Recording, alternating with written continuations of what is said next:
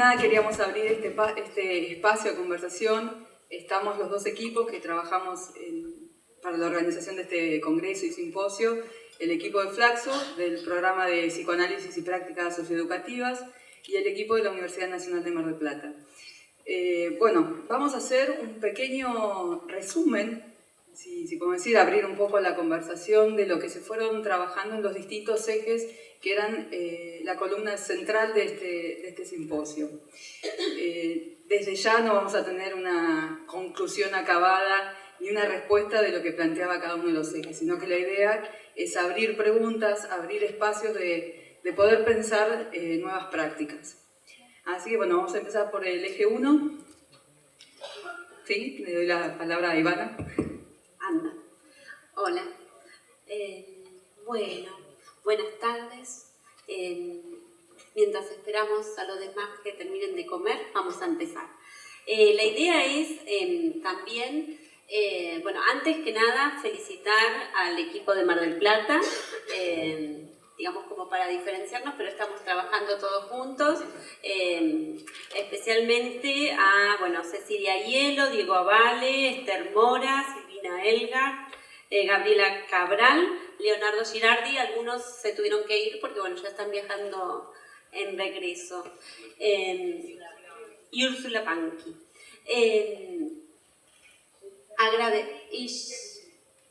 Jennifer Marsili y Leticia.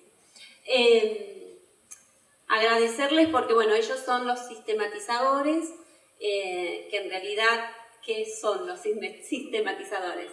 Es, digamos, lo que nos colaboraron en nuestro escrito ahora y los que fueron escuchando y leyendo en ese escuchar, qué es lo que cada uno leía a partir de los obstáculos que se iban presentando entre las prácticas desafiadas y resistidas.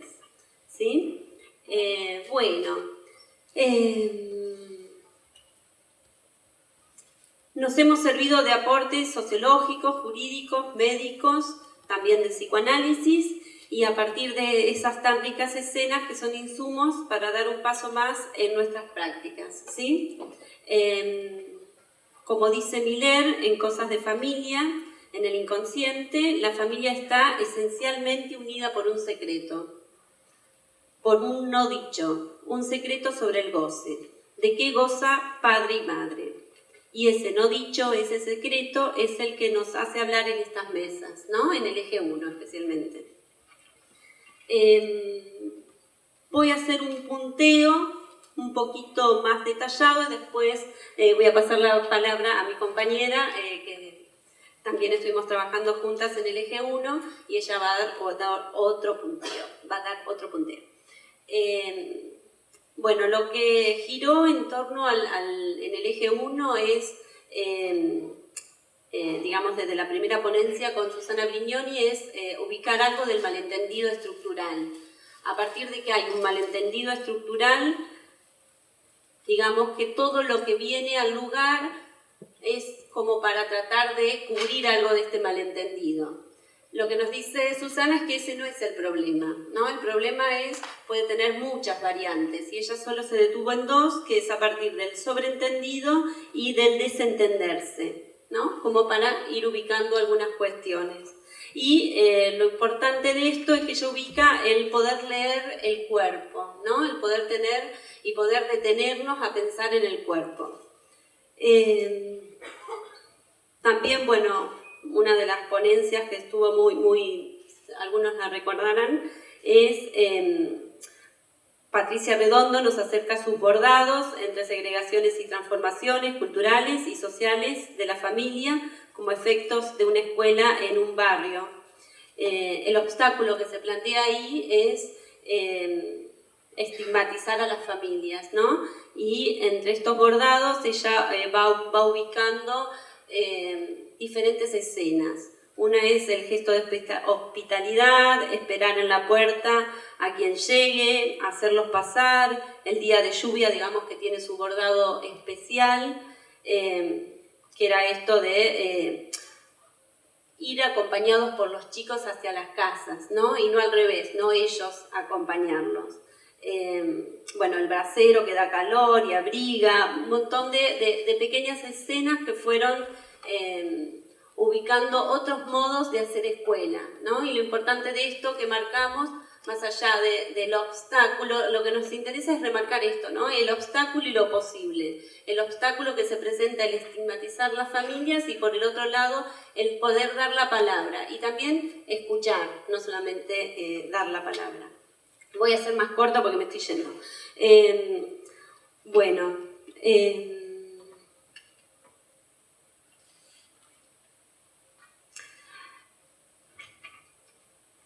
en las mesas, también estuvo, bueno, el lugar del derecho y la ley ha tenido un lugar especial en nuestros espacios.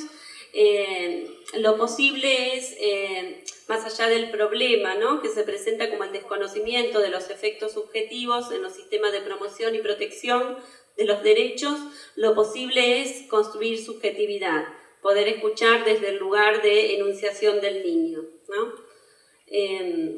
También hubo varias escenas, en una se ubica el lugar de las familias, en las demandas, la demanda de la familia en las escuelas, y bueno, una de las salidas, digamos, más allá de este obstáculo, es poder pensar en el lugar de la transferencia.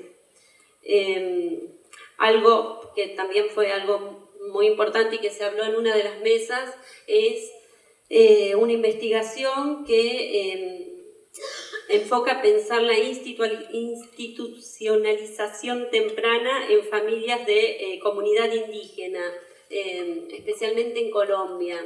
La verdad que esto en la mesa dio mucho para hablar, para pensar qué lugar, ¿no?, cuando estas comunidades indígenas se trasladan, y el tema de la interculturalidad estuvo muy interesante. El obstáculo ahí se presenta cuando no se tiene en cuenta desde esta perspectiva intercultural los procesos de institucionalización. Y bueno, y ahí digamos, lo que pudimos hacer es ubicar una mirada hacia las posibilidades subjetivas y de inscripción cultural. Bueno, paso la palabra a mi compañero. Bueno, hicimos así como un pequeño resumen de... No, estoy bien. A ver, las resonancias sobre lo familiar se escuchan en diferentes campos de prácticas. En la escuela y en el campo jurídico tenemos el sobreentendido y algo que apareció mucho en las mesas de trabajos libres, que es la sobreintervención. Los niños sobreintervenidos. Que aún así no logran abarcarlo todo. Como contracara y cuestión de época, aparece el desentenderse y la derivación. La doble cara de la omnipotencia e impotencia que presentaba Cristina Kupifer. ¿A qué desafíos nos convoca este escenario? El cambio de paradigma,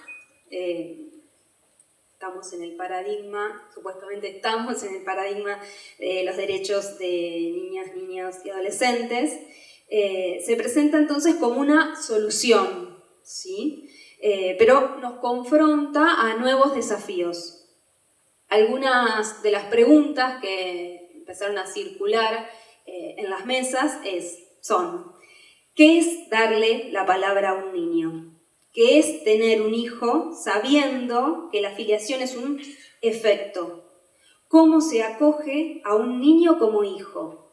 ¿Bajo qué condiciones y cómo se escucha a un niño cuando el malentendido es estructural? La potencia de la palabra nos desafía a la construcción de una conversación entre discursos que no pretenden decirlo todo sobre el niño y la familia.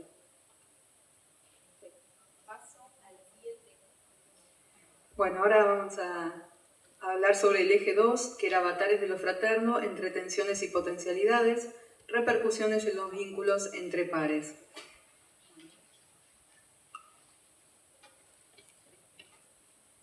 Bueno, buenas tardes. voy a contar un poco que como todos los ejes estuvieron divididos en el panel y las mesas testigo. El eje 2 es avatares de lo fraterno, entre tensiones y potencialidades, repercusiones en los vínculos entre pares. Presentaron las mesas testigo Silvia Lampugnani, Verónica Gabriela Rossi, Cintia Estefanía Montes, Rosario Tellería y Diego Peralta. Y en el panel, Mercedes Minichelli, Silvana Ballarín, Daniel Rebaj y Alicia Subel. Bueno, tensiones y potencialidades resistidas y desafiadas. En esas dimensiones, una de las cuestiones de las primeras cuestiones que aparecieron en las mesas testigos, cronológicamente ocurrió primero la mesa testigo y después el panel, y entonces se trataron de transmitir diferentes abordajes en diferentes territorios, en escuelas, en relaciones, en equipos y relación de juzgados, de menores, y bueno, y cómo entonces ese armado de dispositivos también tenía que, podríamos decir así, gambetearle a esos nombres que ya venían prefijados en los campos en los que se desarrollaban esas prácticas, tanto en las escuelas como en los juzgados. Entonces un poco tenía que ver con esas representaciones o esas nominaciones o esas, vamos a decir, esas fijaciones. También apareció esto de lo que queda fijado para poder gambetearle, para poder rotar, para poder girar y pensar de otro modo, abordar de otro modo. Y otra de las cosas entonces, a partir de esto que surgió con bastante fuerza, es escuchar la voz del niño, de los jóvenes, de los hermanos, ¿no? Es decir, y ponderar entonces el lazo fraterno en esas subjetividades, para decirlo así, que ya estaban dadas de antemano, ¿no? Otra de las cosas que me parece también interesante, son muchas cosas que se hablaron, no voy a poder abordar todo porque también está bueno que si los que estuvieron presentes pueden traer preguntas o comentarios.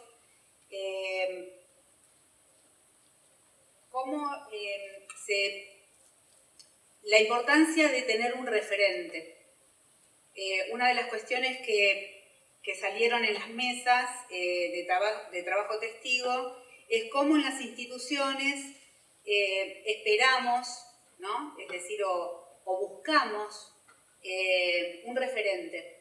Y esta búsqueda de referentes también aparece, o aparecía, o era visto por los que estaban trabajando con los niños y con los sujetos, era buscado también por los niños y los jóvenes en sus hermanos u en otros para habilitar tal vez un campo social, ¿no? Es decir, un campo filiatorio. Otra de las cuestiones también que me parecen importantes, tenía anotado acá,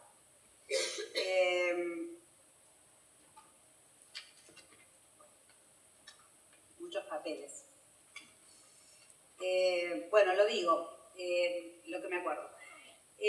Pensar este tema de lo fraterno abre dos cuestiones, me parece importantes. Una que tiene que ver con la constitución subjetiva, es decir, siempre estamos pensando, y creo que en el panel se destacó bastante eso, que la constitución subjetiva es pensada en estos lazos asimétricos, ¿no? Es decir, el adulto y el niño, o los niños, o los jóvenes.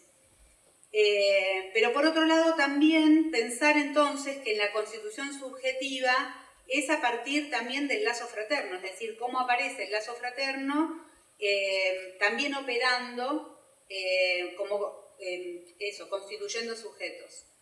Y otro tema también que era para cerrar, para dar cierre a esta partecita del eje, es otro tema que salió en el panel, es cómo cuando opera la ley deja vacío un lugar y que si ese lugar se llena con nombres, con nominaciones que vienen de diferentes campos, con los que muchos nos manejamos, cuando se llenan con identidades o cuando se llenan con objetos, ¿no? Objetalizando al otro, por ejemplo. Esto lo que provoca justamente es la imposibilidad de poder constituir sujetos en el campo social. Eso es lo que tengo para decir. Bien, ahora vamos a pasar a trabajar, a discutir sobre el eje 3, que es la irrupción de lo inesperado en las escenas cotidianas. Bueno, nosotras como parte del eje 3 lo que hicimos fue retomar las preguntas que se proponían y a partir de eso escribir un texto que paso a leer y después le paso la palabra a mi compañera que va a contar una experiencia que tuvimos en la presentación de nuestra ponencia. Lo que nos desconcierta de las irrupciones de los cuerpos, sexualidades, mente y afectos pareciera estar en relación con cierto olvido de lo que nos constituye como humanos. Y en este sentido, el psicoanálisis, que hace de los desechos su material de trabajo, intenta formalizar la reposición de esta humanidad, conceptualizando como la irrupción de lo real y la necesidad de su tratamiento, también propiamente humano. ¿Qué nos define como humanos? Lo real se hace presente cuando aparece aquello que por no ser esperado rompe con cierta homeostasis, conmueve las inercias. Aparecía para Freud cada vez que descubría aquello que venía construyendo, peligraba su coherencia y lo obligaba a reformular e inventar. Pero también aparece, por ejemplo, cuando en el medio de las corridas nos encontramos con lo que puede acontecer, una pregunta. O cuando el exceso flota como dato, pero no logra ser calificado. Aparecen las mesas cuando nos señalan que nos quedan 5 minutos, porque el tiempo aparece en la dimensión de lo que no puede apresarse. Se muestra cuando nos interrogamos acerca de la posición a adoptar ante la muerte que conmueve y nos conmueve. Cuando aparecen en la escuela primaria lo que no se pensaba que podría aparecer en ese nivel. Aparece cuando no podemos hacer oídos sordos a nuestra propia implicación en una escena, ahí donde el rol preveía que debíamos dejarlo afuera. Aparece cuando aparecen las emociones, los afectos, relatos, ahí donde no se esperaba que aparecieran. Queda de manifiesto que cuando lo real irrumpe, nos vemos conminados a hacer algo con ello. Aparece la posibilidad de la invención o la necesidad.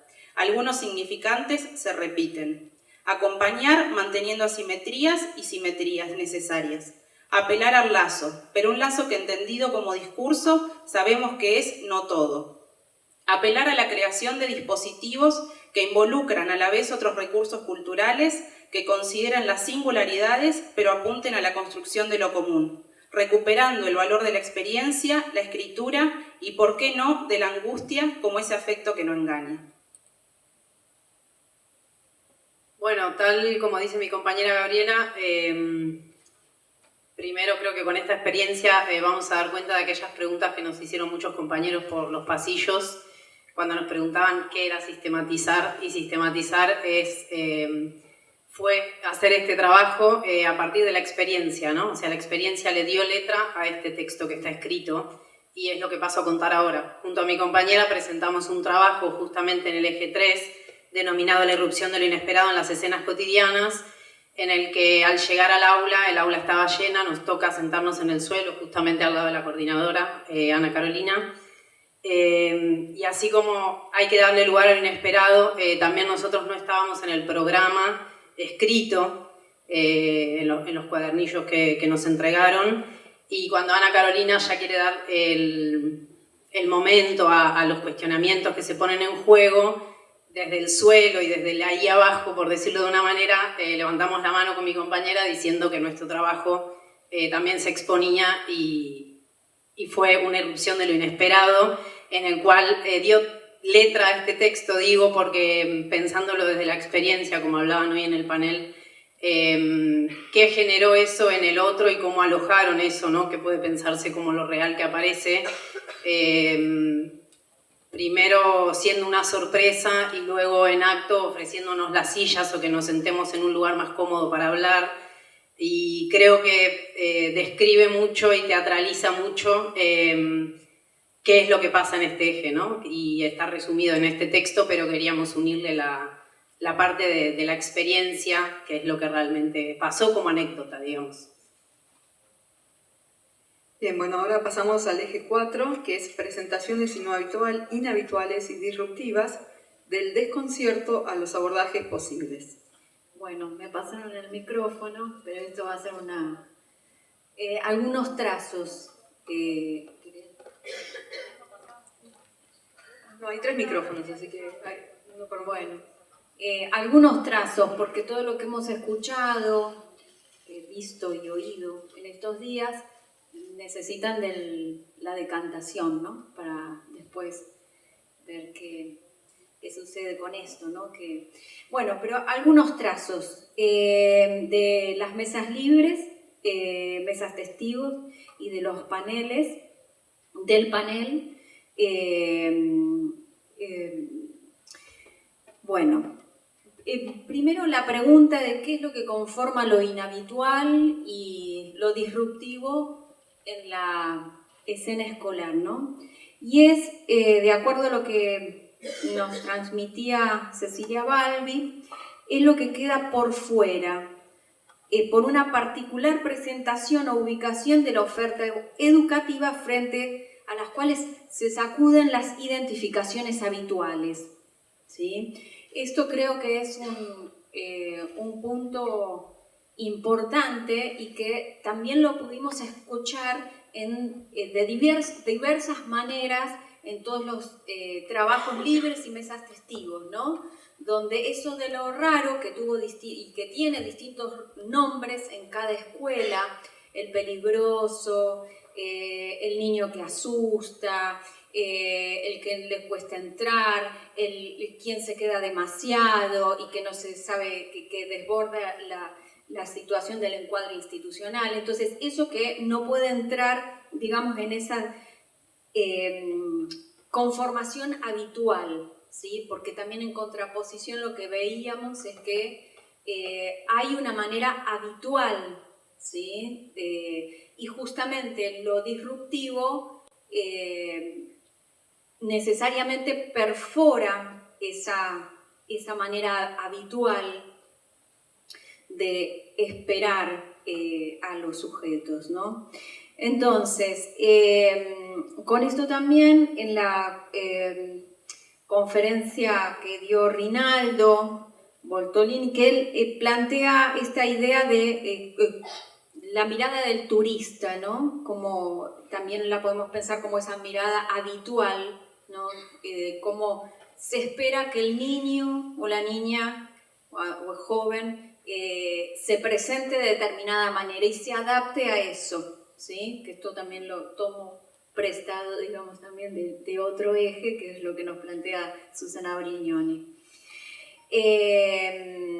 Entonces, esto demanda, al menos, y en esto las mesas de trabajos libres, especialmente en la que estuve, donde ahí escuchábamos los distintos momentos que demanda a quien está en la institución, ¿sí?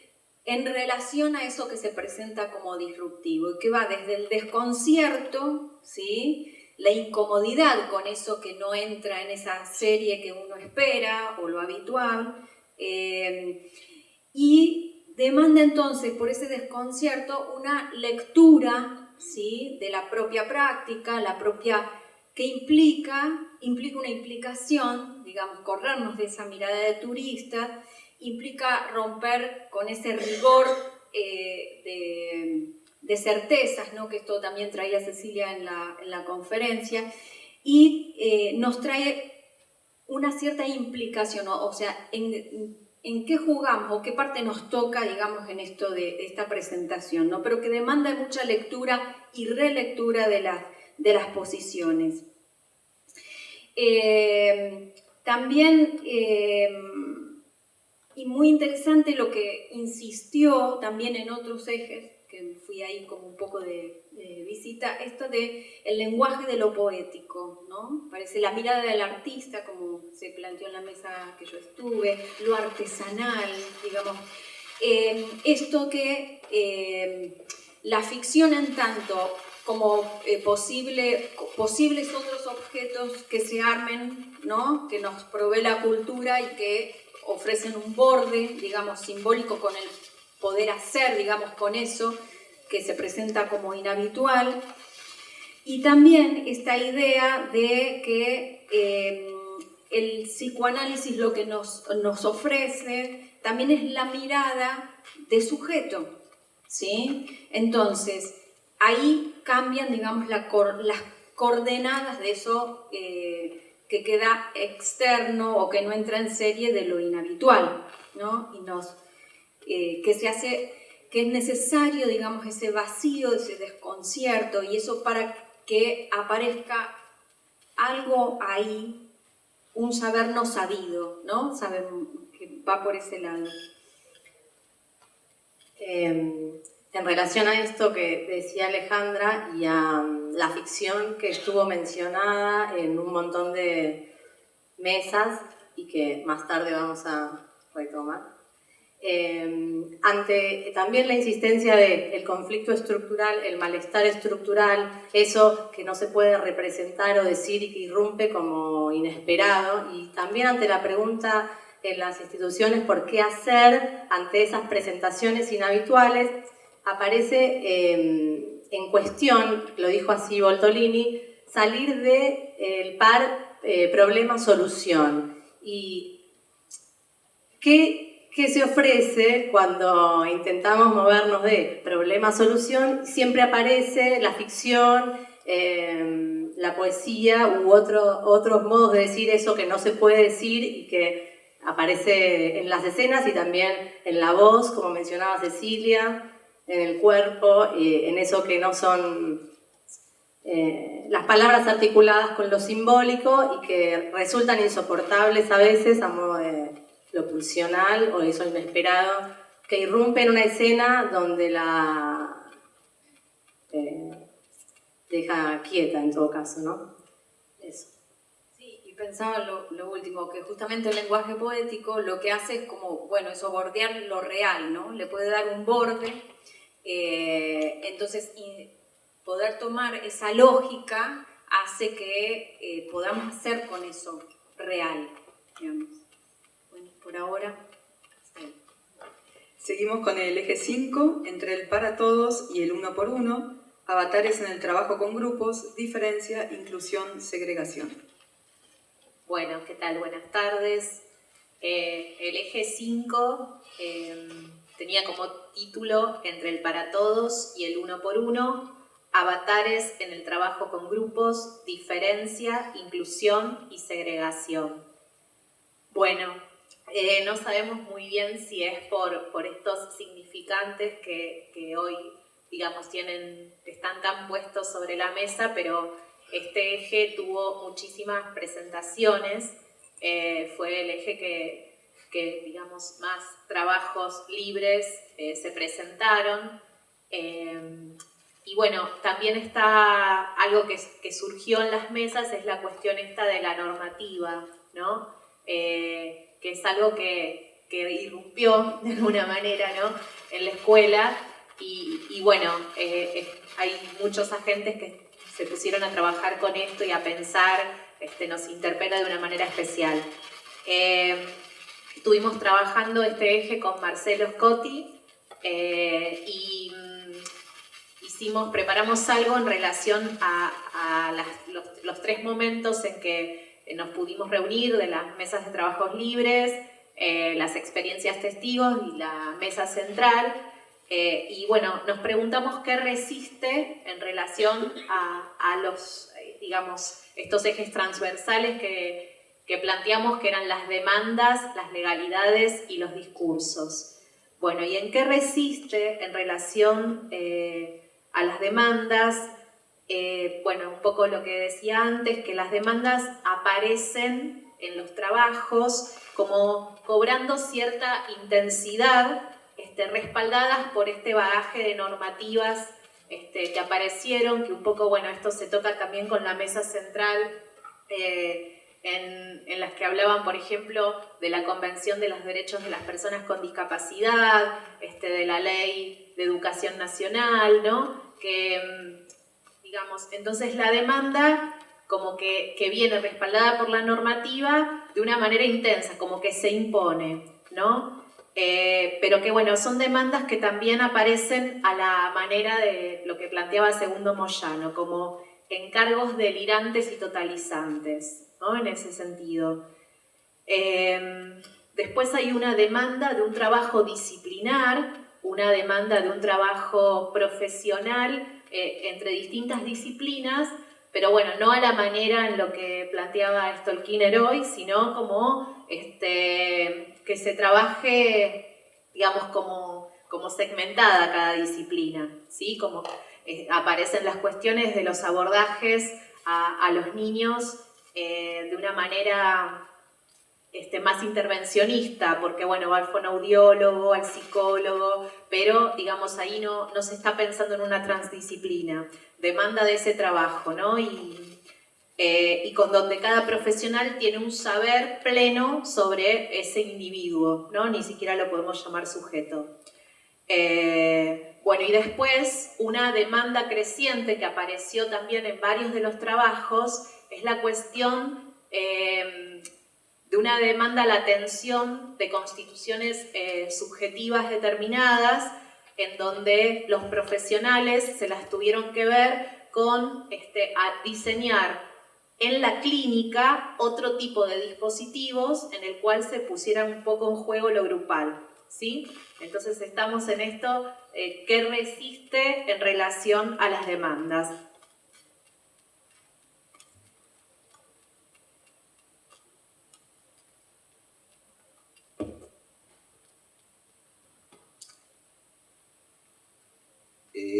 Bueno, en torno de las legalidades, que es otro de los ejes transversales que organizaron nuestro quehacer en estos 3 días, nos interesó, bueno, nos sorprendió un poco también a los dos, a Luciana y a mí, encontrarnos a la salida de la mesa de trabajos libres con la misma impresión inicial que tenía que ver con que habíamos escuchado, y los colegas también habían escuchado, habían dicho y habían escuchado, en muchos casos, la situación de legalidades o normativas o leyes sancionadas más o menos recientemente que se encuentran como un poco por delante o bastante por delante de las prácticas.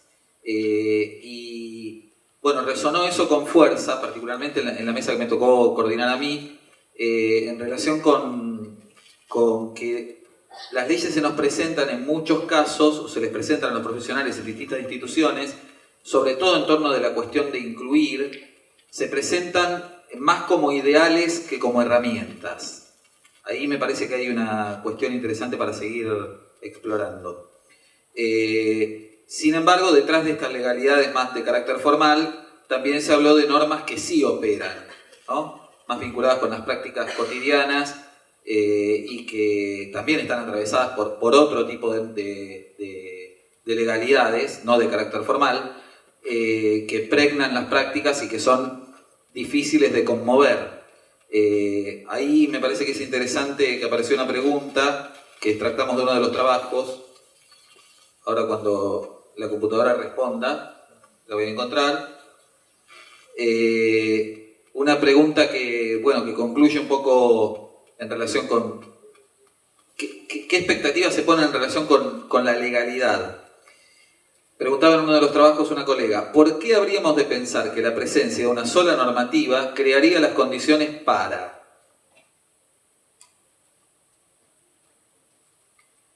Bueno, en relación también a las normativas aparece, bueno, la hipernormatividad, bueno, lo del anacronismo lo decía Marcelo, Y bueno, estas normativas que sí funcionan, en esto del uno por uno y para todos, en las experiencias testigos, por ejemplo, aparecieron algunos trabajos en los que ustedes daban cuenta de dispositivos que intentan romper un poco con este formato escolar del que hablaba Flavia Terigi. Y bueno, los colegas se encontraban que donde se disponía un dispositivo flexible, bueno, algunos con otros marcos teóricos traían esto de que los adultos tenían representaciones escolares. Entonces, por ejemplo, donde se ofrecía juego libre, se esperaba que los chicos se formaran en fila, ¿no? Como, trayendo las cuestiones de la escuela. O que la mirada adultocéntrica indicaba, por ejemplo, cómo jugar. O en un dispositivo de granja también aparecían estos determinantes duros de la escuela. Esas normas es las que veíamos que, esas legalidades que operan fuertemente en estos distintos dispositivos que intentaban romper un poco con la segregación, ¿no? Se pregunta una colega, ¿cuánto de esta gramática está impresa en mí, tallando la propia función? Después, en respecto a los discursos, ¿qué resiste de los discursos? Bueno, un poco Laura Kiel nos traía la cuestión del discurso universitario, ¿no? Que es un discurso que no aparece solamente como a veces se piensa acá como en la presentación de los trabajos, donde se presenta mucho trabajo en la micropolítica, una vez piensa, ¿no? El discurso universitario como algo que está por fuera o que está por muy por arriba, y en realidad aparece muy en la micropolítica, por ejemplo, a través de lo que le demandan los estudiantes a una profesora universitaria, ¿no? Que vuelva a ese saber cerrado, ¿no? Que no se dé mucho lugar al sujeto, y ahí la colega decía que eludir la dimensión subjetiva no es sin sus efectos. Pensamos el discurso en ese sentido y lo pensamos también entre los discursos de las disciplinas, de las distintas disciplinas, sí. En el que lo que podemos decir que resiste es lo que resiste es el encapsulamiento, ¿no? Un poco lo hablábamos desde el psicoanálisis, estamos todos reunidos acá porque somos algunos analistas que queremos conversar con otras ciencias sociales. Pero sin embargo aparece como muy predominante el discurso del psicoanálisis y a veces encapsulado. Y bueno, pudimos compartir en una de las mesas esta cuestión de equívocos con un significante en la cual distintos profesionales que pertenecen a distintas disciplinas preguntaban, ¿no? Y había que vaciar ahí, hacer un ejercicio de vaciamiento que uno capaz en los trabajos lo puede plasmar, pero en esa experiencia no pasó. Y bueno, leo rápido, ¿querés leer vos? Te desafío. Bueno, entre los desafíos fundamentales encontramos que en el ejercicio de algunas prácticas que tienden a atender situaciones particulares se produzcan efectos paradojales. Por ejemplo, impas de los alumnos y victimización del docente en un dispositivo pensado para ayudar a los estudiantes. Cómo habilitar espacios y prácticas que creen condiciones para poner en juego los tiempos subjetivos diferentes en relación con un para todos. Lo común son aquellas experiencias que se anudan en un tiempo compartido. Aquí se hace referencia a cómo los adolescentes hablan del tiempo siempre en relación a otro. La creación de un dispositivo, cuando se instituye, tiene efectos no calculados a partir de los cuales vale la pena recalcular para que no sea totalizante. Lo transdisciplinar, esto que mencionábamos un poco, que mencionaba recién Luciana, cuando quedamos muy pegados a la forma de nombrar, decir, suponer, cuando cada disciplina queda muy pegada a su propia taxonomía, a su propio lenguaje, se obtura la posibilidad de un trabajo transdisciplinar y a la habilitación de espacios intersubjetivos. Bueno, en relación con esto anotamos también algo que surgía de la exposición de Laura Kiel, pensar una praxis que sea un entre entre la tensión que se genera entre el para todos de la salud pública y el uno por uno de la clínica, por ejemplo.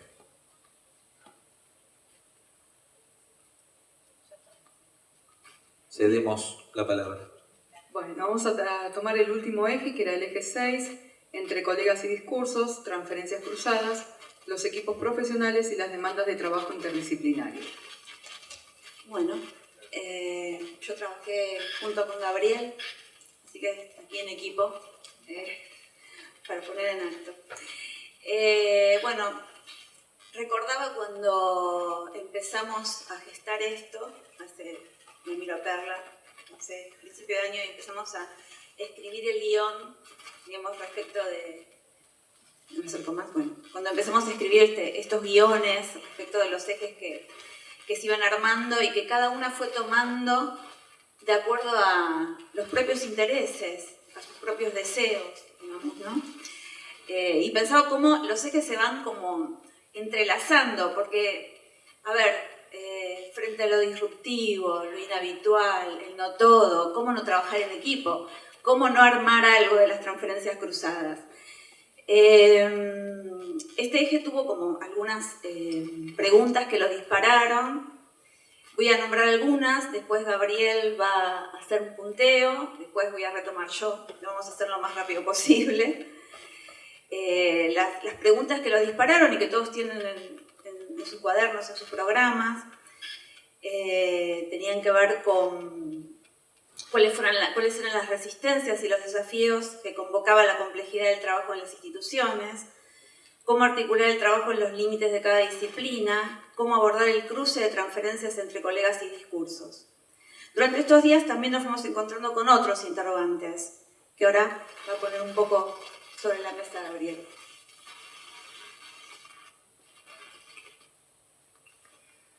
Bueno, la propuesta es seguir un poquito, un poco el guión, pero rescatando no solo la letra, que la letra de los sujetos se pierde, ¿no? Que era un poco la consigna, pero recuperar la lectura al menos de la letra, que desde el punto de vista de una de las mesas con las que nos tocó trabajar, es una mesa justamente autorreferencial porque, bueno,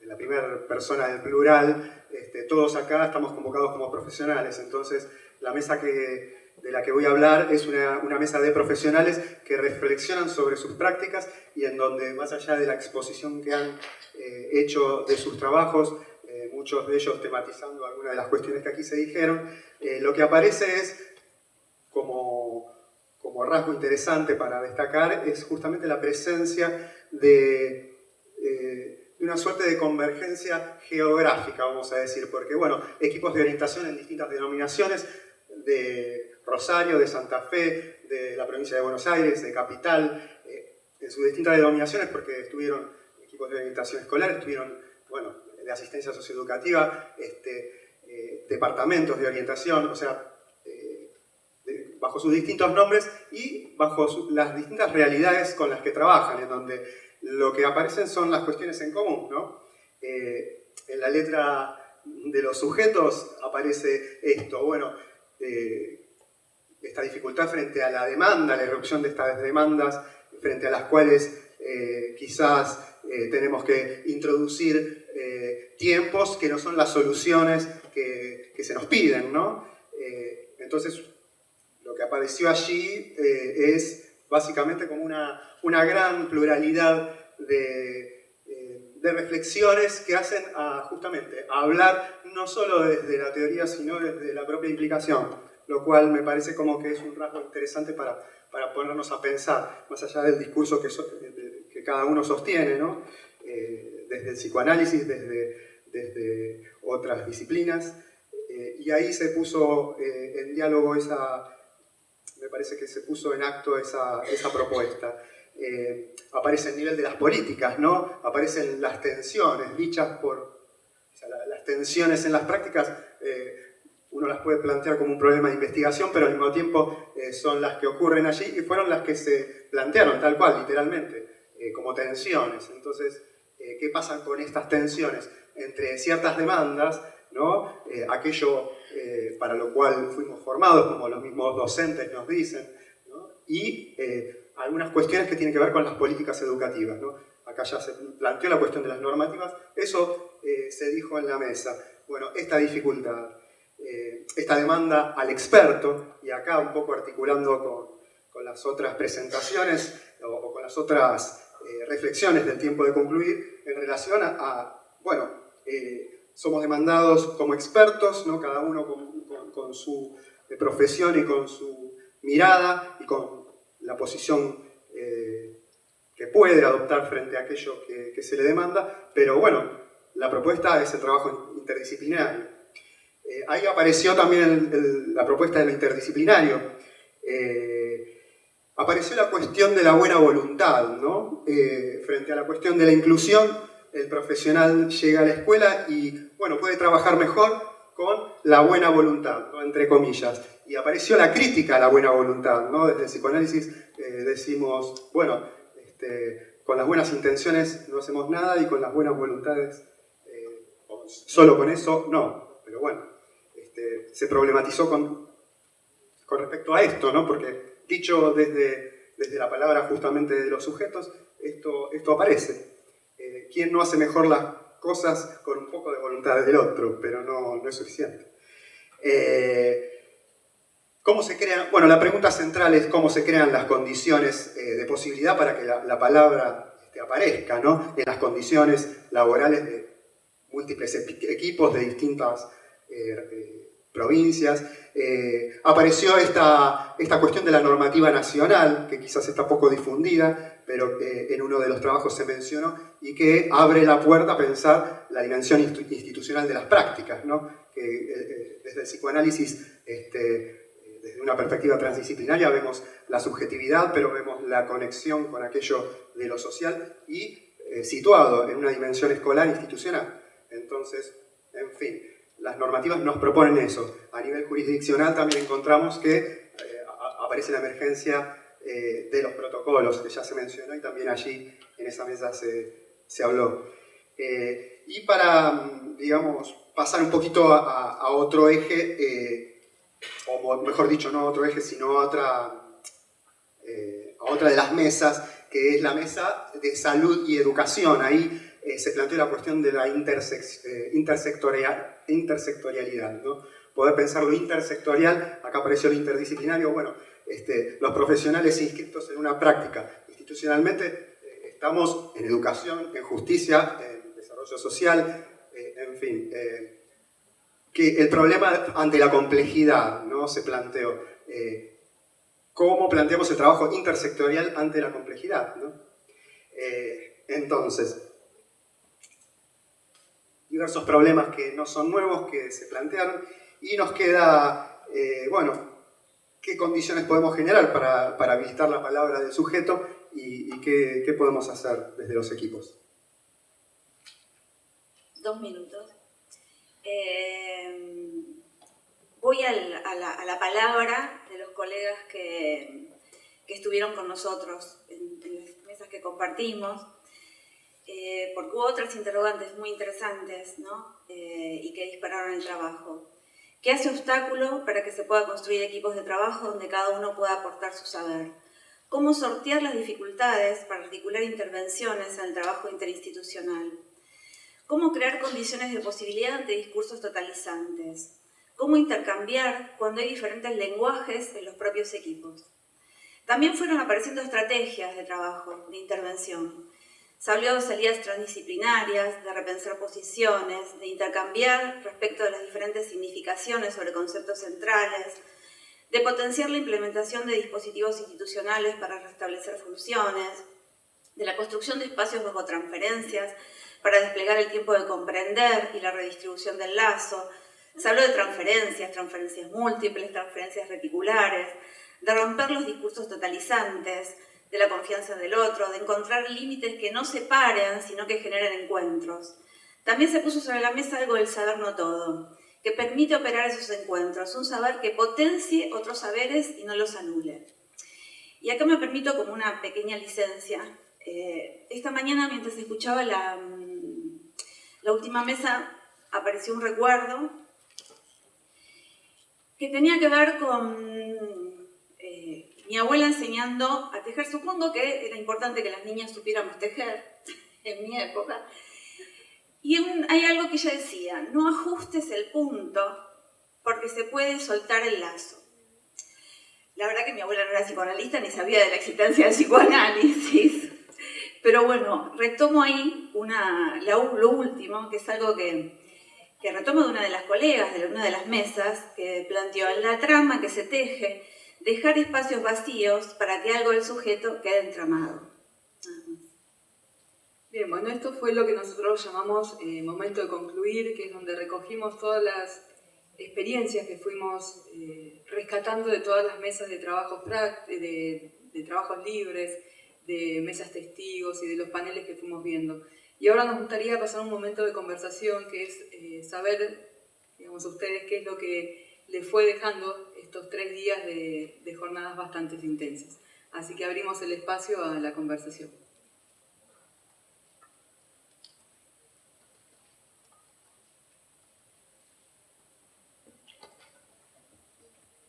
Sí, lo mismo que decimos siempre: si hay alguna o algún participante que haya también enviado por streaming su trabajo y lo hayamos proyectado en el día de ayer y quisiera hacer un comentario, también que nos lo mande por escrito.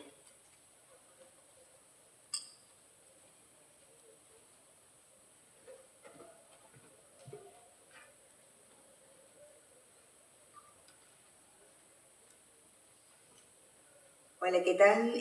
Más que pregunta, es una reflexión, ¿no? Es como que uno se va recargado, ¿no? Porque el diario de la escuela a veces te aplasta, ¿no? Y uno quiere resistir y quiere desafiar, pero también uno se cansa.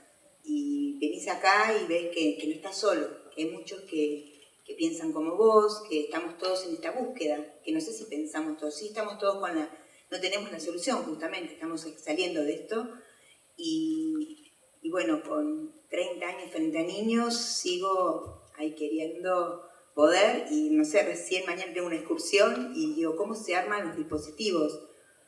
La norma, como decían ustedes, aparece. ¿Qué puede faltar para una excursión? ¿Qué no puedes no tener una excursión? La famosa autorización.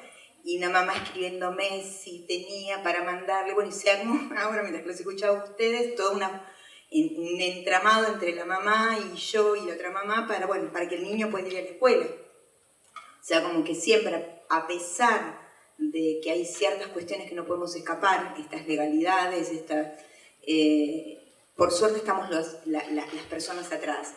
Así que, bueno, en síntesis es esto, que uno se va desafiando. Lo conversaba con una chica que no sé si está acá, que bueno, que esa era nuestra sensación, ¿no? Una gran alegría de encontrar tantas personas que estamos en la misma búsqueda. Muchas gracias.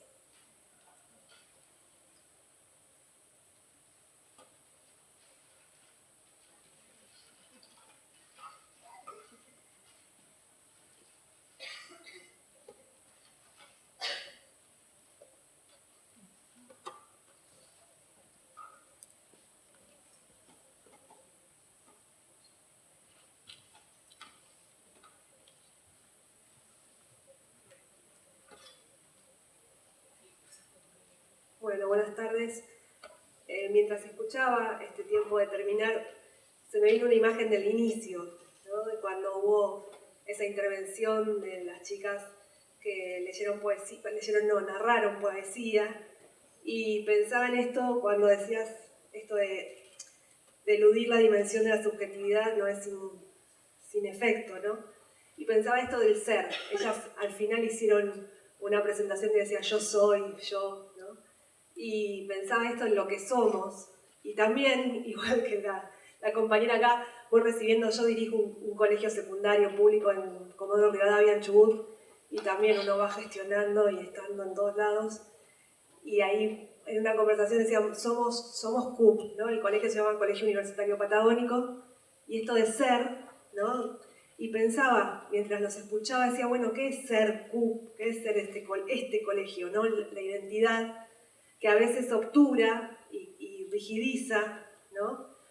Y me empezaron a salir un montón de preguntas, y justamente pensaba en esta ambigüedad del ser, ¿no? Es muchas cosas ser una institución hoy, pero sí me parece que esto de lo común, que bueno, que lo trabajamos en las mesas de trabajos libres y lo que estamos trabajando acá, de preguntarnos, de detenernos a pensar, de poder dejar las instituciones a las que pertenecemos un rato y tomarnos el tiempo de estar acá y pensar juntos, juntas, me parece que es la clave también, que esto de los apremios de los tiempos, que Carlos Escliar bromeaba un poco hoy con el tema de los minutos, y esto de que tiene que servir para algo, bueno, esto va a servir en la medida de que nos unamos y que nos demos el tiempo para pensar. Me parece que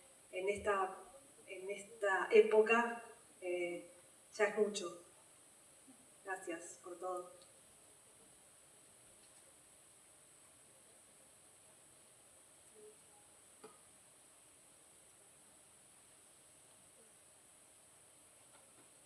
No tengan vergüenza.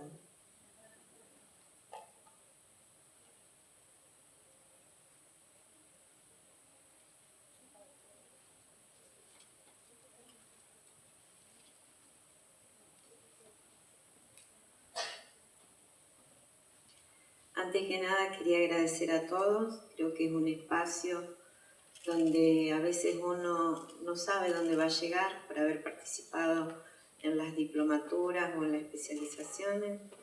Encontrar a mi tutora me llenó de satisfacción y por sobre todas las cosas que cuando uno inicia la problemática o el malestar, nunca sabe si realmente es el malestar que va a poder trascender un poquito más de la problemática en tu institución. Después de escuchar hoy, ayer y el lunes, las ponencias, ver los autores, a quienes yo había interpelado, me sentí muy, ¿cómo les puedo decir? Muy feliz. Y creo que el agradecimiento es a ustedes. Yo me estoy retirando ya, si Dios quiere, de la docencia.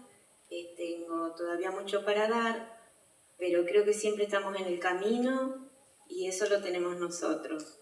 Cada uno de los que estamos acá llevaremos el granito de arena y creo que nuestros alumnos, si sabemos sembrar desde el amor, lo vamos a lograr. Perdonen que me emociono, pero les agradezco sinceramente. Un beso, Ana.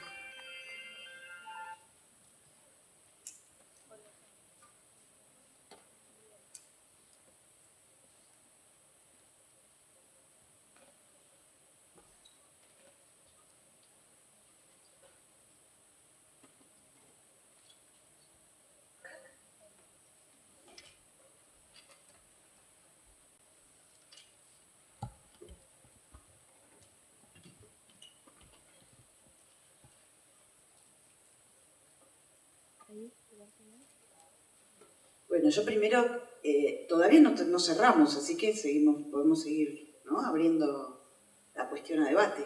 ¿Está bien? Bien. Acá me autorizó Perla, así que estamos en condiciones. Yo me quedo pensando dos cosas que las escuché también en las mesas y que ahora lo vuelvo a escuchar y me hace pensar en cierta pregunta que nos tenemos que hacer respecto de qué quiere decir norma y qué quiere decir ley. A lo mejor es algo básico, ¿no? Porque las normas parecen impuestas o parecen algo que termina siendo un enemigo, ¿no? Como que la norma es algo que nos restringe, y es cierto que la norma es algo que nos restringe, pero también nos permite la convivencia, en el sentido de la norma construida, la norma producida. Entonces hay cuestiones en donde quizás este ejemplo, ¿no?, que vos traías, es que podemos luchar contra la norma sin comprenderla, o podemos decir, gracias a esa norma, si a algún chico le pasa algo, están cubiertos y demás, ¿cómo hacemos para resolver que la norma no sea un problema? sino que la norma sea el marco que nos permite una salida protegida desde lo legal, por ejemplo. Lo mismo con algo que se dejó, digamos, traslucir y que quizás Silvana Ballarín lo pone más en escena, que es el lugar que tiene la ley como algo que habilita, no algo que nos cierra. Entonces, ¿puede una sola ley ser habilitante? Absolutamente sí, porque si no tuviéramos el nuevo Código Civil y Comercial, no sería posible, por ejemplo, las nuevas formas de familia en términos de salir de la clandestinidad. Entonces, a mí me parece que tenemos que revisar la relación que tenemos con la norma, porque quizás queda circunscripta a la norma que baja, al modo escolar, ¿no? La norma que baja y no la norma que nos permite una convivencia diferente. Y en esta época en donde... miren, les voy a contar una anécdota de una intervención porque me parece que es clara. En el punto de encuentro, bueno, las familias que acuden, es gente que está atravesada por todo el sistema, por todo, y que realmente llegan a conflictos que son dilemas. Por ejemplo, disputan, ¿no?, la crianza dos familias. Cuando, bueno, gritos, peleas, centro de protección, distintas versiones, de distintas formas de violencia, las nenas que están con uno, pero que después las dejan con el otro. Bueno, cuando empezamos a escuchar de qué se trataba, una familia es testigo de Jehová y la otra familia es evangelista. Con lo cual, hay una guerra de religiones que se juega en la esquina del barrio, en la pasión por ver quién, no solamente quién cría a las criaturas, sino quién le impone su propio Dios.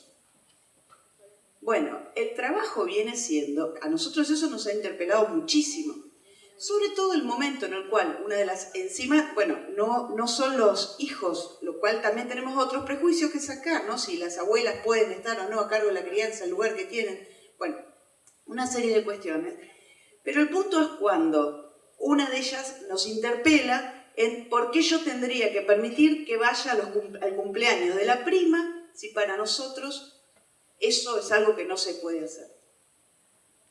Entonces, bueno, claro, ¿qué aparecen ahí? Los derechos del niño, la ley de protección de derechos. Entonces me dice, bueno, pero esa es la ley de los hombres. Bueno, de los hombres, las mujeres, los niños. Es decir, si no tuviéramos la ley, quedamos librados a una batalla de creencias que hoy es un riesgo.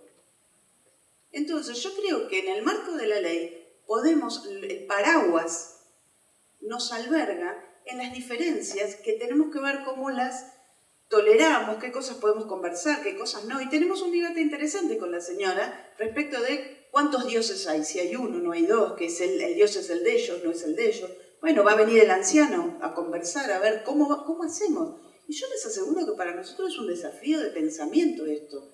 Pero que si no tuviéramos la ley general, no estuviéramos todos bajo el amparo de la ley jurídica, de la Constitución, del Código Civil y Comercial, esto no se puede dirimir de esa manera. Entonces, como la tendencia, y Brasil nos anuncia, es a que nos dividamos por creencias, yo creo que tenemos que volver a poner y acordarnos que tenemos la ley, y a partir de ahí, entonces las creencias pueden ser multicolores, pero todos bajo un mismo paraguas. Y eso me parece que es algo muy importante y que a veces este desliz, ¿no?, a temerle a la norma o por qué la norma, creo que hoy en día tenemos que estar advertidos y ver qué otras normas construimos, qué hacemos con la norma. Pero me parece que tenemos que tener esa advertencia porque es lo que nos permite en las instituciones más o menos llevarla de una cierta forma tolerable. Me parece que me gustaría escuchar otras versiones, ¿no? A ver cómo lo piensan esto, porque justamente nos atraviesa en, como que ahora tenemos un tiempo de conversación en el cual podemos abrir a todo el impacto que produjeran todos estos debates y todas estas presentaciones y las mesas en todos nosotros. Aprovechemos que tenemos la oportunidad también de seguir pensándolo. Apunto una cuestión a lo que trae Mercedes, que es, plantearon ustedes que en las mesas, o en alguna de las mesas apareció como las leyes están por delante, ¿no? Como muchas de las leyes están por delante de aquello que ocurre en las prácticas. Y retomando esto que dice Mercedes, me parece que en estos tiempos que pareciera que se vienen con un intento de instalación de otro tipo de legalidades o de no legalidades, sino de un todo vale en algunos casos. Me parece que tener esos puntos de referencia, en particular en la Argentina, hubo un avance importantísimo en términos de las leyes que se conquistaron en los últimos años. Entonces, tenerlas por delante pasa a ser un punto de referencia de mucho valor, porque no es lo mismo que estén a que no estén, y además que estén para, aunque se las quiera arrasar, no es lo mismo defender lo que está que no esté, ¿no? Entonces, en ese sentido, me parece que es un punto bien interesante para pensarnos, ¿no? Esto por un lado, y siguiendo también esta línea de abrirnos a seguir conversando, decía por aquí, es el momento de concluir, ¿no? Y muchas veces las conclusiones, como escolarizadamente o en los circuitos académicos, el concluir es, bueno, cerramos. Y en realidad, cuando decimos momento de concluir, lo estamos pensando como aquello que nos decanta, ¿no? Que nos decanta en acto, no solo en pensamiento, algo que nos pasa, y muchas veces nos vamos a enterar, en realidad, nos enteramos después que pasa, que algo decantó. Entonces, pudieron haber decantado cuestiones durante estos días. Ahí una compañera habló de la felicidad de un encuentro, ¿no? Uy, parece una propaganda. La alegría de poder sentir que hay una soledad que es necesaria, como decía Carlitos Escliar, pero que es una soledad en común, ¿no? Que esa soledad necesaria no nos deja fuera de estar con otros, y al revés, estar con otros no nos quita esa soledad necesaria. Bueno, esas cuestiones quería compartir y girar el micrófono para quien quiera retomar. No, nada más estaba pensando en esto que planteaba Mercedes y retomaba también Perla, lo que nos está pasando en las instituciones educativas en este tiempo en relación a la ESI.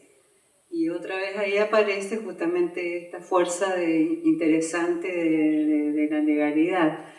Y también me preguntaba qué es lo que irrumpe ahí, y pensaba cómo esto nos está moviendo a los educadores a un encuentro de otro modo con familias, con la comunidad, con los medios, y todo lo que se está generando a partir de ahí.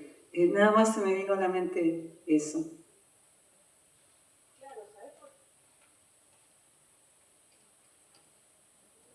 Claro, porque ¿sabés qué es lo que hay que entender?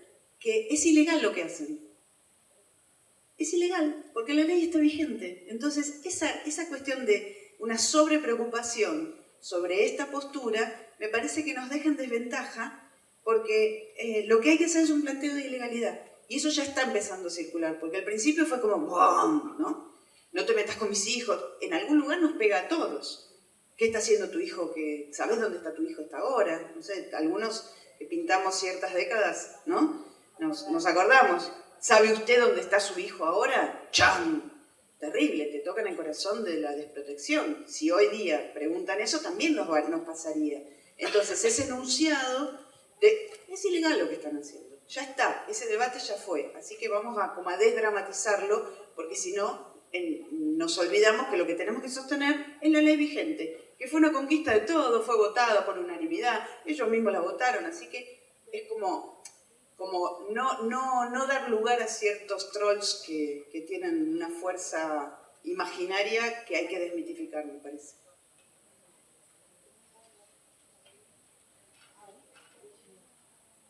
Yo justo iba en la misma línea de la ESI, porque la mesa testigo con el equipo equipo de Silvia Duchaski, Agustín Valle habló de las representaciones acerca de la escuela y la praxis, ¿no? Y a mí me hizo pregunta esto también respecto a la aplicación de la ESI. Pensé, porque en las instituciones, al menos en mi colegio, estamos como esta ansiedad de tenemos que aplicar la ley, ¿no? Y qué representa, qué tenemos en nuestras representaciones, aplicar la ESI, ¿no? Y hay una representación de como una cosa, un mandato, ¿no? que tiene que haber una lógica, y en el colegio se hace carne la ley en la praxis, ¿no? Y por otro lado nos corre una representación de que no, que tiene que haber talleres, que tiene que haber una dinámica en letras, en actividades concretas, cuando la ley está, y en lo cotidiano de la escuela, en la praxis, por ahí no de todos los docentes, pero de algunos, no todos, pero algunos, y la ley está hecha carne en la praxis, pero nos corre estas representaciones de cómo se aplica la ley. Claro, tal cual, tal cual.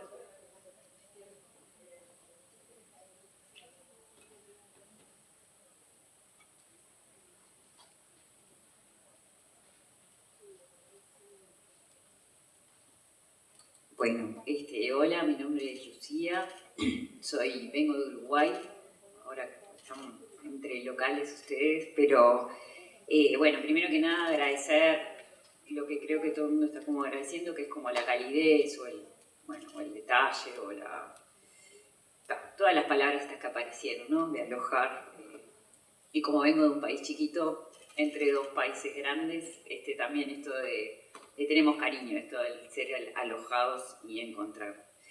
Yo, en la línea de cosas en las que me voy pensando, que son muchas, porque, bueno, dentro de mis formaciones en psicología, en la maestría de políticas públicas, estoy acá porque soy docente de la Facultad de Psicología, en el área de Psicología Social.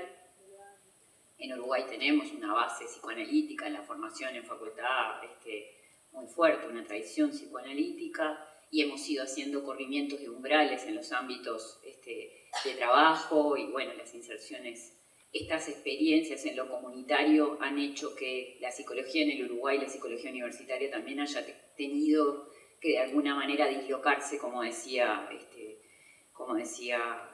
Segundo, y también siendo funcionaria de muchos años en el Instituto del Niño y el Adolescente del Uruguay, una institución que se creó ya en 1934 con los primeros códigos. Me toca hoy estar trabajando en presidencia INAU. Digo esto porque, bueno, estamos en un contexto, personalmente en un contexto institucional, disciplinar, de entrecruzamientos, y acá uno tiene la posibilidad de verlo, y algunas cosas que me voy como pensando es esto que se dice en términos de la lógica del todo, no del todo totalizante y clausurador, ¿no? Sino del todo en términos de alcance poblacional y el uno a uno que el psicoanálisis, en el que el psicoanálisis quizás se mueve más fácilmente, sin hacer los movimientos hacia la psicología grupal, etc. Y entonces acá me parece que tenemos un desafío, yo de recuperar la voz, pero entre esta cuestión de la lógica de la política pública, que es algo, es una instancia, es un escenario que no es solo escenario telón de fondo, sino que no es solo contexto, sino que se hace texto constantemente en estas prácticas uno a uno. Que capaz que ahora en este encuentro ese componente, ese contexto institucional, si bien estuvo mencionado, creo que capaz que yo me quedo como con ganitas de ver un poquito más cómo juega eso en nuestras prácticas, o en esas viñetas que nos permiten como a veces como comprender tantas cosas.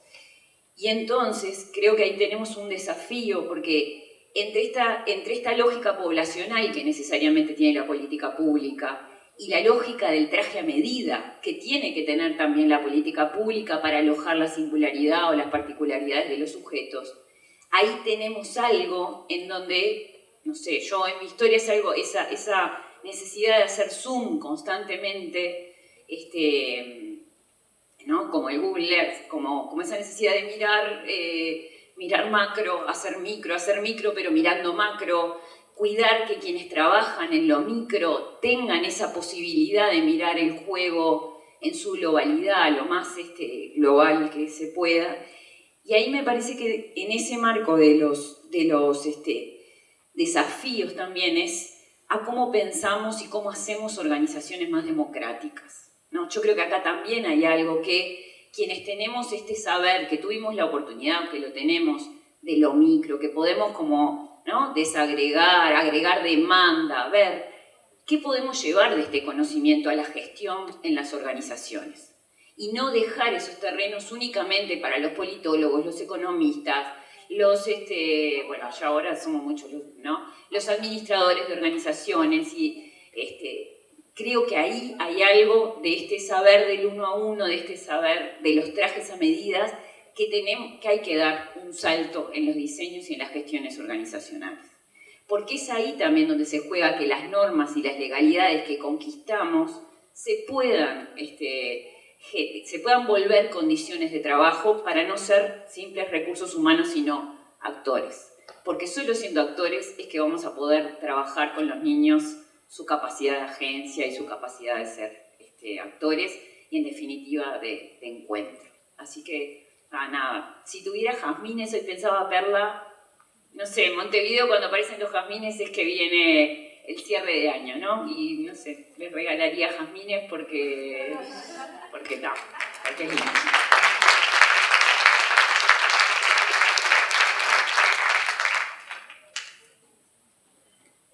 Bueno, muchas gracias a todas, a todos, a Perla, a Mercedes, por todo lo que hacen, por lo generosas que son.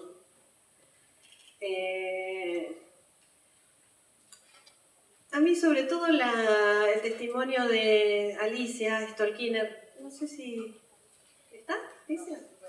Se fue.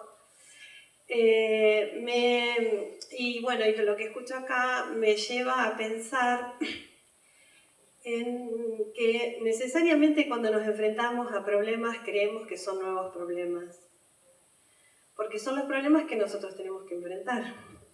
En esa lógica singular de nuestros propios desafíos.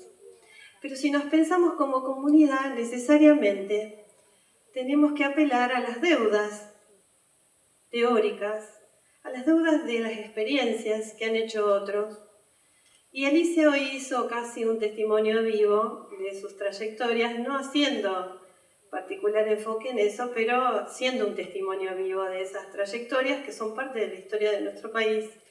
Y también son parte de la historia del psicoanálisis en la Argentina, del campo de lo social en la Argentina y de cómo muchos pioneros enfrentaron desafíos también resistidos y terribles, en épocas terribles, y que cierta política de la desaparición nos hace sentir que no están de pronto, ¿no? Digo, yo lo que quería era rescatar eso, rescatar los nombres de Ulloa, de Gilú García Reynoso, de Marilu Pelento, de Silvia Bleichmar, de Jorge Volnovich, de Juan Carlos Volnovich, de Juan Carlos, sobre todo. ¿Vos querías apuntarme a alguien más? Eva Giberti. Que son, de alguna manera, quienes han resistido y han tenido prácticas resistidas y desafiadas también en algún punto. Y que me parece que en términos y son nuestro bagaje cultural y son de alguna manera la muestra de que esto es una batalla cultural, que es una batalla cultural que probablemente se inaugura cada vez. No se inaugura con nosotros, se inaugura, y es necesario que lo pensemos con otros también en este modo genealógico de pensar las prácticas. Mi trabajo es siempre pensar la afiliación y entonces tal vez por eso necesite necesariamente respaldarme en eso para no sentir solamente que sincrónicamente hoy estamos de alguna manera enlazados, sino que también nos enlazamos a un pasado de prácticas que puede ser un tesoro que a veces se esconde a nuestra mirada, un tesoro escondido, que necesariamente creo que tenemos que rescatar para no quedarnos en esta política de la desaparición que pareciera ser que nos convoca a creer que estamos enfrentando nuevos problemas desde nuevos pensamientos cuando en realidad hay otros que vienen pensando hace mucho. Así que diacrónica y sincrónicamente me parece que esto de tener en cuenta la figura del otro y lo que el otro ha hecho es muy importante también para marcar esto que dicen siempre del no todo, digamos. Esta es una manera de evitar la falta también. Incluir en nuestro bagaje teórico práctico la deuda que tenemos con los que hicieron un montón.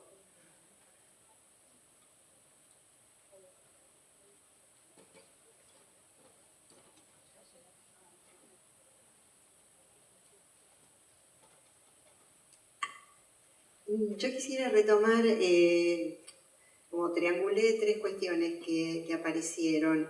Una es lo que planteaba aquí la compañera de Río Gallego, de Comodoro, respecto de la ESI, ¿no? Y que te hacía resonancia respecto de las nuevas leyes, ¿no? Las nuevas normativas.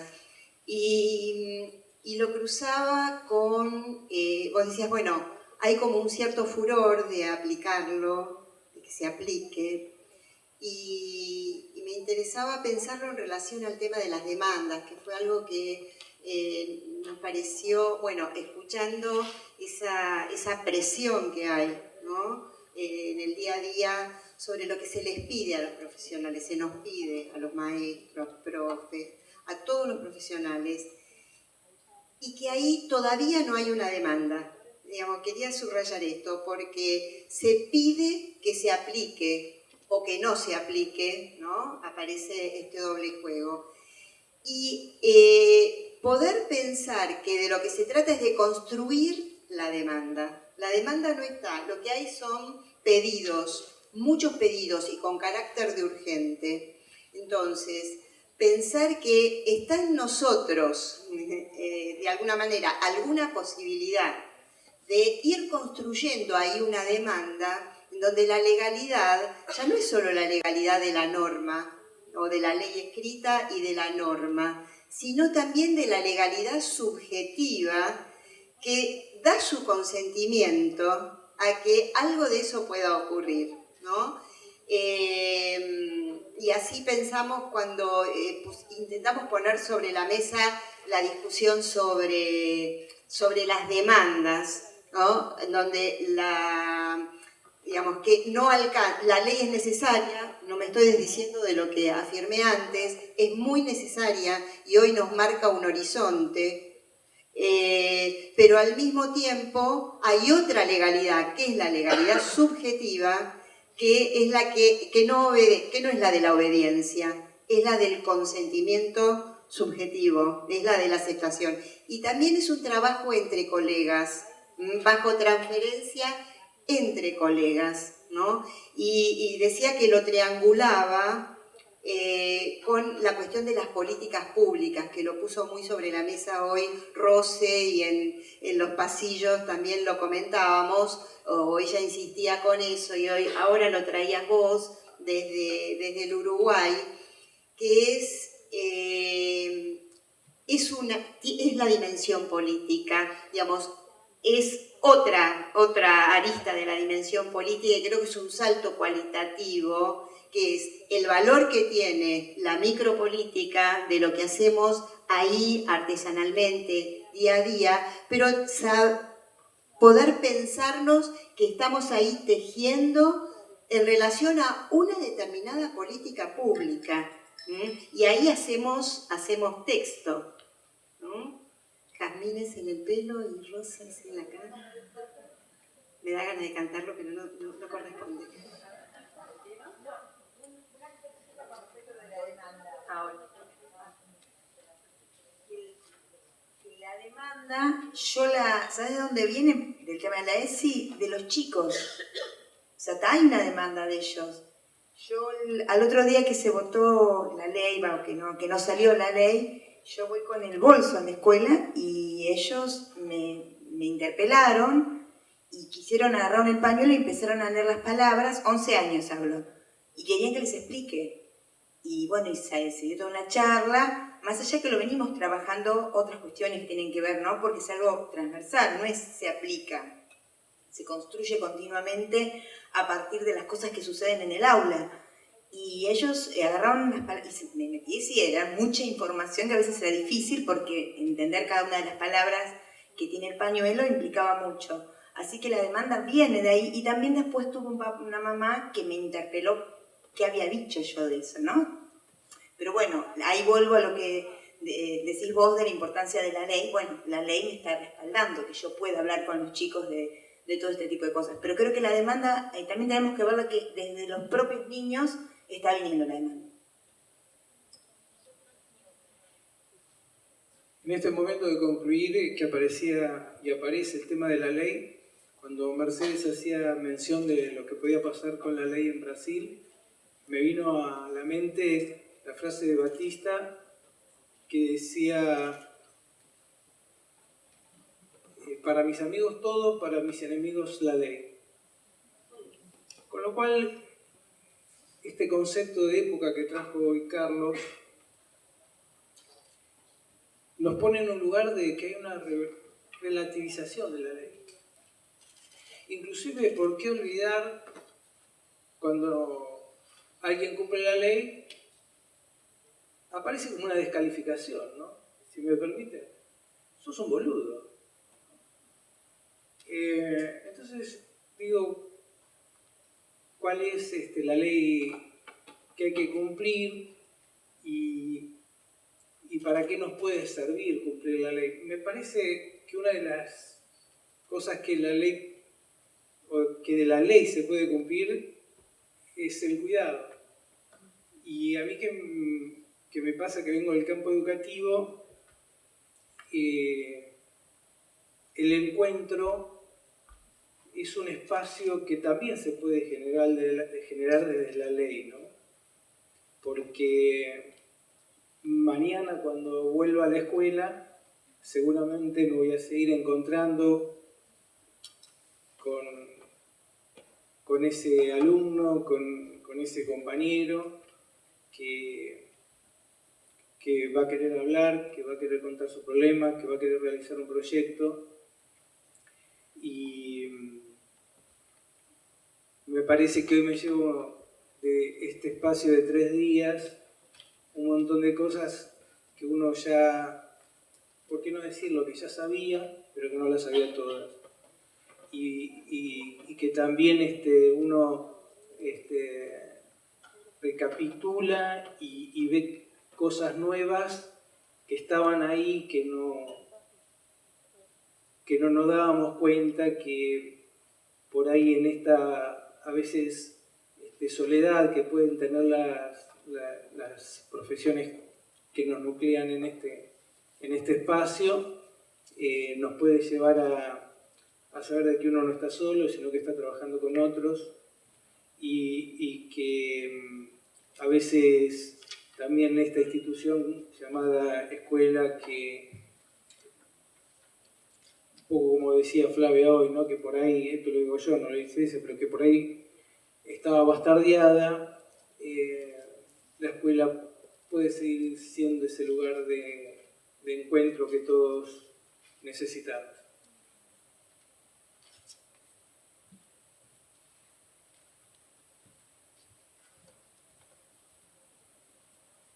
Hola. Bueno, mi comentario es desde el lugar de salud. Yo trabajé muchos años en una unidad sanitaria y pensaba en esto de las palabras, ¿no? De dónde servirse, y pensaba que no había que olvidarse de la palabra de los que están día a día acompañándose. Habló varias veces sobre el trabajo en el barrio, ¿no? Y sobre la gente. Y digo, cómo los recursos que tiene la gente y cómo soluciona lo que muchas veces no les ayudamos a solucionar, ¿no? Si podemos prestar oído a eso, si podemos acompañar esas prácticas, en qué medida estamos nosotros a la altura de las circunstancias, ¿no? Porque después la gente, nosotros debatimos y la gente se queda sola resolviendo. Entonces, bueno, ¿de qué manera alojar esa palabra y acompañarla y aportar algo? Y por otro lado, uno de los trabajos que tuvimos fue de asambleas con adolescentes durante varios años.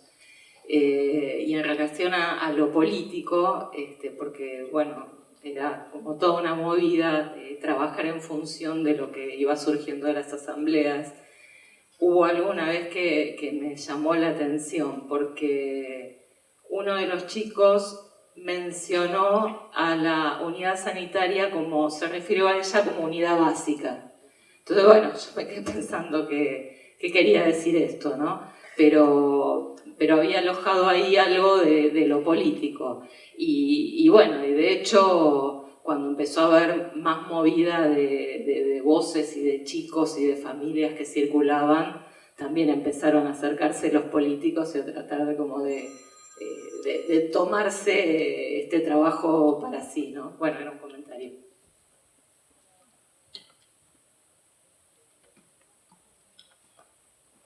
Hola, ¿qué tal? Me quedé pensando recién respecto a las demandas, legalidades, y bueno, recién leía el Power y me quedé en esto del discurso también, ¿no? De la posición en la cual uno se ubica respecto de cuando hay que llevar adelante la construcción de ciertas legalidades y esto articulado a la aplicación de ciertas normas. Puntualmente hablo en relación a mi encargo, digamos, social del equipo que pertenezco, que es implementar la Ley Nacional de Convivencia, que se sancionó en 2013, que tiene que ver con, bueno, empezar a institucionalizar los consejos de aula en cada grado, que se constituya en primaria, digo, ¿no? Porque ya en secundaria esto viene funcionando, o se intenta que funcione, armar el órgano escolar de convivencia, que va a ser una instancia democrática donde van a participar todos los actores de la comunidad, etc. Y pensando también cómo se van a construir determinados acuerdos que funcionen como ley dentro de la escuela, atendiendo a la particularidad de cada institución, etc. Cómo eso no se ha vivido, que nos pasó al principio, como algo que viene de arriba, como un pedido que uno le hace a la escuela y de ese modo se produce como un rechazo, como una tarea más que tiene que hacer la escuela, y cómo generar las condiciones para que sea en realidad una demanda de la escuela, en la medida de ver qué efectos trae poder empezar a trabajar de esa manera. Y lo que quiero decir con esto es que también es muy importante desde qué lugar uno se posiciona respecto a acompañar esta implementación, porque desde nuestra experiencia al principio, cuando nos acercábamos a las escuelas, un poco pedíamos nosotros que se implementaran las etapas del proyecto de la ley, que está como de alguna manera secuenciado, y esto producía como un furor en las escuelas de querer cumplir con el mandato de que nosotros íbamos direccionando, y generaba efectos secundarios no deseados, que era lo contrario a lo que buscábamos, que era generar que se puedan apropiar, que la palabra circule, que surja de la propia comunidad cuáles iban a ser esas legalidades. Entonces, en esos 2 primeros años, bueno, nos replanteamos el modo, por lo menos en el equipo de mi región, de cuál va a ser nuestra posición frente a eso, porque quedábamos muchas veces como un ente controlador, a ver si la escuela cumplió o no, y empezar a habilitar espacios desde otro lugar. Y cuando hablo de los discursos, pienso también en la articulación de los discursos que plantea Lacan, ¿no? Desde qué lugar uno ubicarse ahí, no uno ahí comandando el modo del discurso amo o enseñando el modo del discurso universitario, sino ofreciéndose como objeto en esta posibilidad de que la escuela vaya descubriendo a partir de uno de qué modo ir llevando a cabo estos procesos, pero a partir de las situaciones que les iban surgiendo en la escuela, en lo cotidiano, con lo que se iba pasando. Y digo, y ahí es donde aparece la posibilidad de que se cree la demanda de parte del otro, porque uno ocupa otra posición también respecto a eso. Digo, esto lo traigo en relación a también la importancia de pensar, como decía al principio, que la demanda y la legalidad no es sin esta otra parte que trae de alguna manera el coloquio, que tiene que ver con el discurso, ¿no? Con los discursos y con la posición que uno tiene como profesional o entre varios, para que algo de eso se construya y emerja desde otro lugar. No sé si soy claro con esto, pero me parece fundamental también esto, ¿no? De qué manera crear demanda y cuánto tiene que ver esto con la posición en la cual uno se ubica. Eso nada más quería agregar, y bueno, que ha sido excelente todo y me ha servido un montón para, bueno, llevar un montón de herramientas y de cuestiones como para seguir pensando. Así que agradezco muchísimo el espacio. Bueno, yo ya que no hay nadie, quería intervenir, me siento acá. Una participante.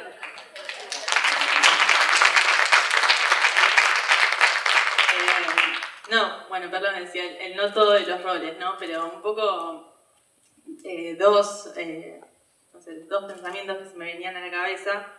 Un poco porque, bueno, yo soy profe también, entonces también desde ese rol me llegó, digamos, ciertas reflexiones que estuvieron haciendo acá.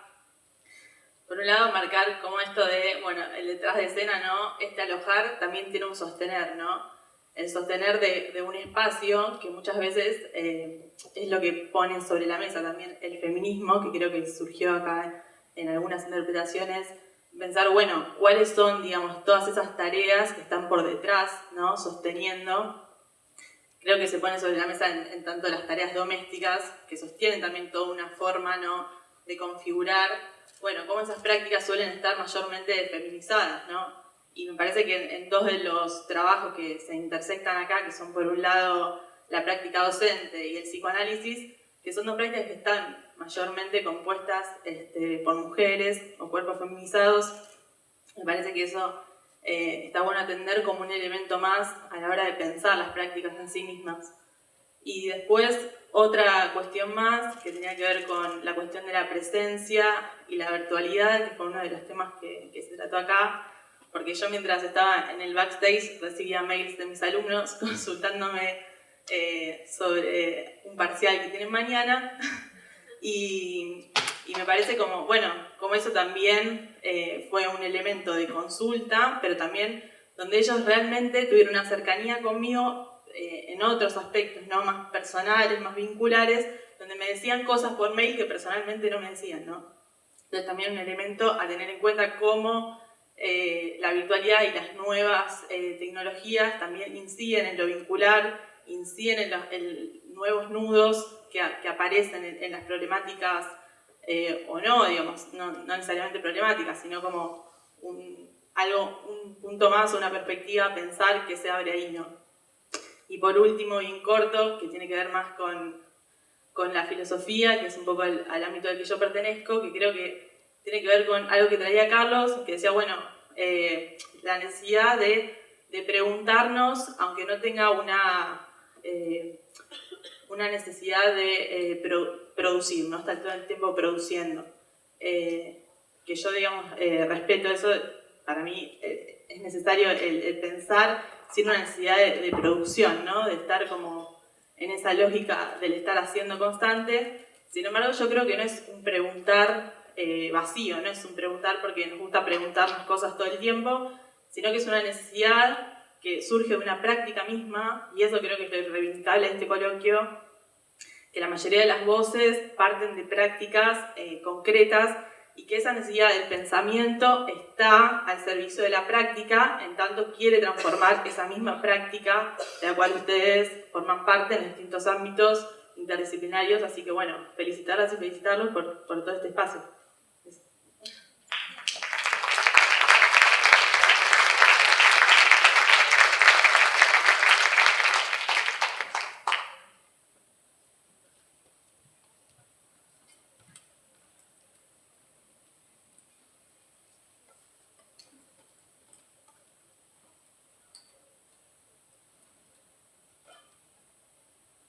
Sí, estaba pensando que hay, no sé si decir que es productivo, bueno, no lo es en el sentido que Carlos Esquear nos lo planteaba hoy, pero al mismo tiempo acordaba, porque estaba pensando en esto del trabajo que hacemos de educación, del trabajo cultural, digo, y lo pienso clave de respuesta a malestar, ¿no? Y entonces se me viene lo que decía Escliar hoy de la pedagogía de la generosidad versus, no sé si decir versus, pero bueno, ante una pedagogía de la mezquindad. O sea, el seguir la apuesta al trabajo cultural, y también se me viene a la mente cuando Segundo hacía referencia a este a esta apuesta que cuando hizo referencia a esa viñeta, a esa situación que planteó hoy, acerca de que uno continúa trabajando, a pesar de los interrogantes, a pesar de las dudas, pero lo que no puede perderse es la apuesta que uno está haciendo y bueno, y creo que en eso estamos, ¿no? O sea que esto de interrogarse, esto de aquello que nos problematiza, nos pone en suspenso ese trabajo con la cultura y esa apuesta que estamos haciendo todo el tiempo, sino que todo lo contrario. En todo caso, nos lleva a replantearnos algunos modos, algunas cuestiones, pero en eso estamos, ¿no? Es, no sé, está el pensamiento en voz alta que se me vino. Bueno, rapidito. Solamente quería también reiterar los agradecimientos y decir que en este tiempo en que no solo las fraternidades o las parentalidades están mal heridas, sino que nos toca vivir una situación de malheridos. Quizás a los que somos más grandes nos resuena más intensa esta herida porque nos evoca otros tiempos que ya pasamos, ¿no? Pero me parece que en este espacio hay como así un aire de jazmines, para tomar la metáfora, y reconforta dentro de tantas heridas de lo que vemos acá, en Argentina, en la región, en el mundo, en todos lados. Así que, como diría mi abuela, así hágalo siempre.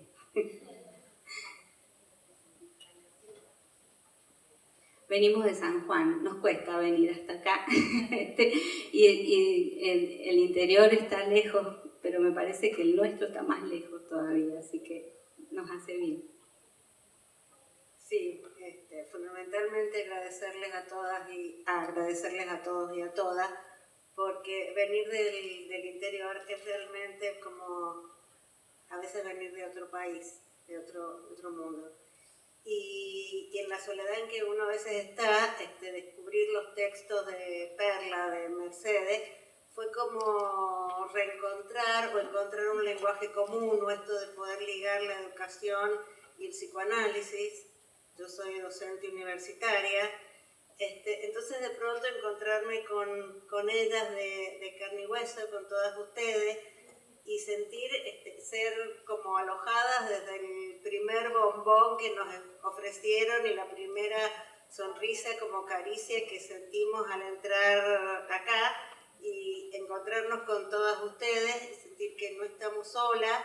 Alguien dijo ahí que bueno, no era nada nuevo, que era mirar algo que sabíamos, que leíamos, pero que de pronto en medio de toda esta soledad y este malestar que estamos viviendo, encontrarnos con todas ustedes fue realmente un alivio, es poder seguir pensando en las utopías y seguir caminando pensando que ustedes también están. Gracias. Hola, yo quería decir algo corto, como que resuena todo el tiempo esto del alojamiento, ¿no? Del alojamiento del alumno, de cómo se siente alojado en un espacio de este estilo y cómo la teoría también aloja, ¿no? Y va tallando y nos va transformando.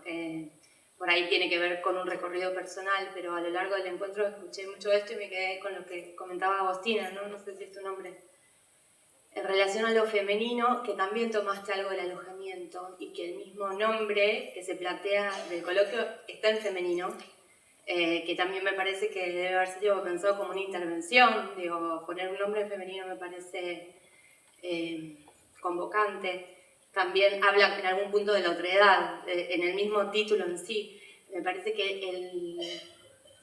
el título pensado para el coloquio en línea general son como muchos significantes juntos, y que me parece que a lo largo del desarrollo se fueron tocando y vaciando cada uno de ellos. Y me parece que por lo menos para mí ha sido sumamente interesante.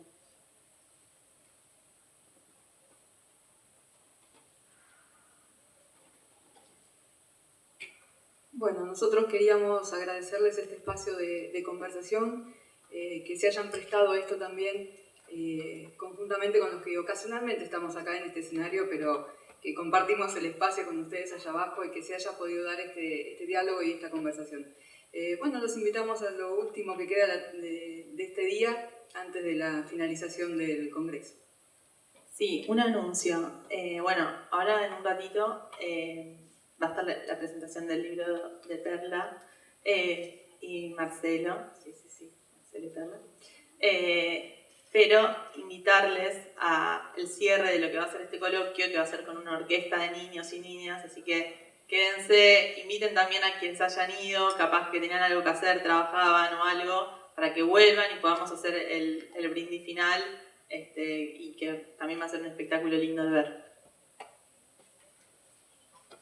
Yo no quiero dejar que nos despidamos antes de que se levanten, justamente, y acá con